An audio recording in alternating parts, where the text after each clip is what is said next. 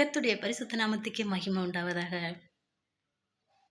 நம்ம ஏசப்பாவுக்கு செய்யறத நம்ம செய்தோம்னா, அவர் நமக்கு செய்யறத தேவனை கர்த்தர் கண்டிப்பா செய்வாங்க. என்னன்னு கேட்குறீங்களா? தேவனை கர்த்தர நம்ம தேடும்போது, அவருக்கு முழங்காலிட்டு ஜெபிக்கும்போது, அவர் நம்மள ஒருபோதும் வெறுக்கவே மாட்டாருங்க.